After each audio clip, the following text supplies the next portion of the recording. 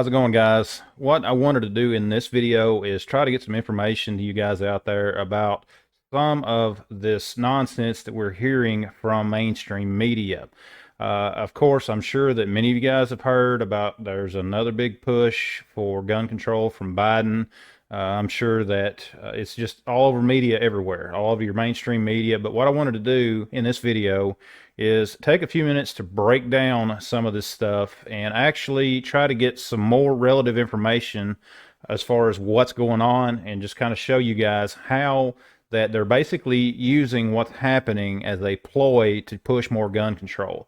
Now, I really like to get this information out there, and I need your guys' help to make that happen. If you would, give this video a thumbs up. Be sure to share this video as well, okay? That way we can kind of get this out there and let other people know what's going on. Now, I know that the mainstream media just loves to go with a lot of the Democratic narrative on gun control and things like that, and they're really ramping up the number of stories that they're putting out there about gun violence. So I think that what they are failing to tell people is some of the details that will give everyone a broader picture of what's really going on, and that's what I want to do in this video. I've got a couple of news articles that we're going to look at to kind of help break it down and show you guys what I'm talking about. The first article that we have here is from the Washington Post. And what we can see, of course, Biden lays out strategy to tackle rising homicides. And, of course, one of the first things that it mentions is, of course, a supposed crackdown on gun stores that don't follow federal rules. Steps up programs for recently released convicts, can't talk for some reason, and more support for the police departments. And that's a key element there that we need to remember as well. Now, just this afternoon, I know that ABC News was talking about a lot of the rise and the increase in gun violence and things like that, and we're seeing this stuff everywhere. Now, of course, this article here is back in April of this year, and it talks about how that major American cities saw a 33% increase in homicides last year as the pandemic swept. Okay, now if we really get down to the nitty-gritty, let's look at where some of these places are at. Okay, we see the increases in Baltimore, Maryland. We see increases in a lot of your well-known cities such as Chicago, Los Angeles, and if you go through all these articles, that you will see just the same theme everywhere. Okay, this is of course from June 10th. This is a more recent article, how U.S. cities are preparing for a potentially bloody summer of gun violence. Now, what they don't tell you, that I think that the Wall Street Journal has done a very good job on, is the fact that all of this increase in violence can be narrowed down to a few places that are historically violent areas. Of course, this headline from the Wall Street Journal, you can see here, murders are rising the most in a few isolated precincts of major cities. And of course, those include Chicago, New York, Los Angeles, and others. Okay, that's something that we need to remember. They don't want to talk about that little tidbit of information. This article here was from back in May of this year.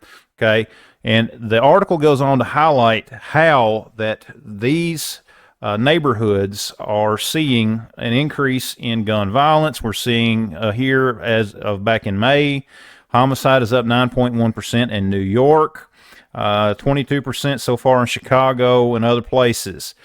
And if you want to know the perfect example of how the media is twisting things to push a narrative, look no further than this kind of nonsense that they're doing. Because if you look deep into each of these cities that they talk about in this article, as well as some of the others, you're going to see that these cities all have one thing in common.